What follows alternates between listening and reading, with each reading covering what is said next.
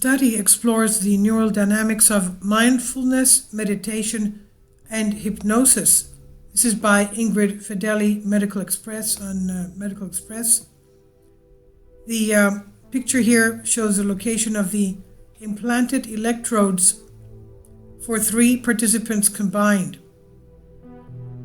Now, in recent decades, psychologists and psychotherapists have developed a wide range of new therapeutic approaches and strategies to increase their patients' well-being. 2 distinct practices found to be particularly promising are mindfulness, meditation, and hypnosis. While meditation and hypnosis share a few common characteristics, such as the fact that they are guided by a therapist's voice and typically require patients to close their eyes, they are based on different principles and rationales. It's thus rare to find therapists who are trained on both these approaches. Researchers at Lyon University in France recently carried out an interesting study aimed at comparing the neural dynamics underpinning mindfulness meditation and those of hypnosis using a technique known as intracranial electroencephalography, IEEG.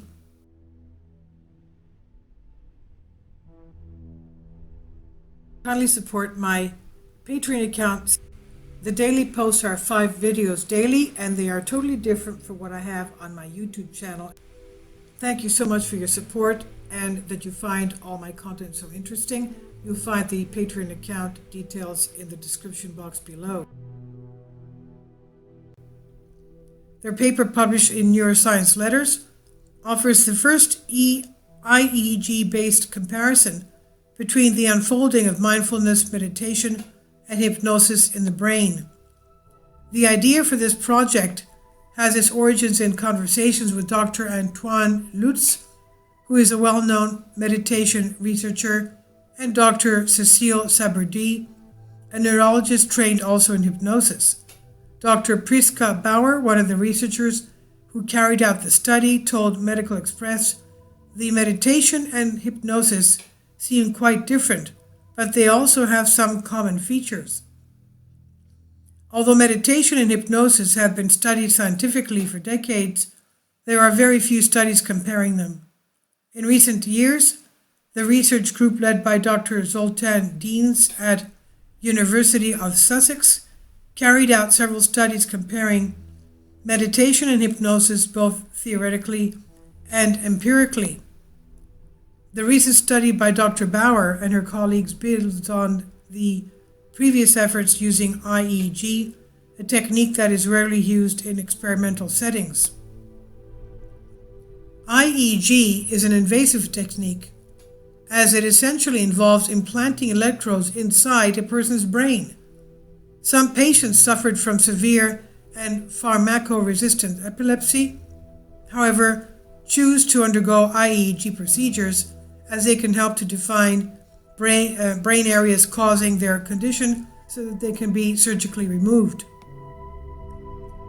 Dr. Bauer and her colleagues thus decided to ask epilepsy patients who were already scheduled for IEEG if they wanted to participate in the study, and in addition to comparing the neural underpinnings of meditation and hypnosis, the team wanted to see whether patients with electrodes implanted in their brains were able to engage in these 2 distinct practices.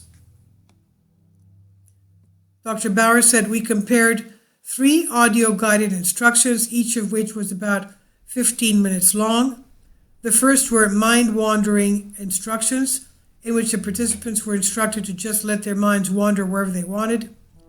The second was a guided meditation, in which participants were instructed to pay attention to sensations in their body and to bring their attention back to these whenever their mind wandered. The third was a hypnosis recording, in which the participants were instructed to imagine a nice, safe place and encouraged to imagine that they would see, hear, smell, taste, and touch there. While the 3 patients participating in their study followed the instructions in the recordings, Dr. Bauer and her colleagues measured their brain activity using intracranial electrodes. This allowed them to examine the neural dynamics that took place during 15 minutes of mind wandering, mindfulness, meditation, and hypnosis, so that they could then compare them. The IEEG is a very challenging exam, as people are operated on the first day to implant the electrodes. They stay in bed in the hospital for about 2 weeks with the electrodes, and at the end are operated again to remove the electrodes, Dr. Bauer said. We asked some patients with epilepsy who were set to undergo the procedure if they wanted to participate in the study, and if so, had them follow the 3 different instructions during their 2 weeks with implanted electrodes. Interestingly, Dr. Bauer and her colleagues found that even if the implantation of electrodes and the associated surgical procedures were very challenging for participants, they were all able to follow the mindfulness, meditation, and hypnosis instructions. In addition, the patients' participation in the guided sessions did not trigger any epileptic seizures, and they said that they found the instructions helpful or beneficial. This means that it's possible to set up larger studies with such patients, Dr. Bauer said. The implanted electrodes are extremely valuable to pick up brain activity in deep areas of the brain that are normally not accessible with, for example, surface EEG. Moreover, meditation and hypnosis also seem to be beneficial and improve well-being for this group of people. When they examined the data collected by the implanted electrodes, Dr. Bauer and her colleagues found that the 3 instructions were accompanied by activity in large brain networks, which were mostly common to the 3 instructions. And in addition, their findings highlighted smaller neural networks that were specific to each of the instructions. While the participants followed instructions, these smaller networks appeared to be inhibited rather than activated. And in the future, this work could pave the way for other studies comparing the neural underpinnings of meditation and hypnosis on patients with severe epilepsy who are undergoing IEEG procedures. In addition, as participants said that they found the guided sessions beneficial, this study could inspire the development and evolution of mindfulness meditation or hypnosis-based therapeutic interventions for people with epilepsy. Dr. Bauer said, "Our findings are very preliminary as they're based on only 3 participants, so more research is needed to confirm them and identify the networks involved in meditation and hypnosis more precisely."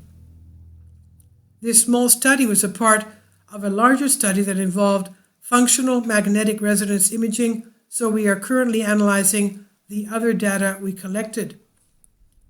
And this was from Science X Network on Medical Express. Please leave your comments. Thank you for your support.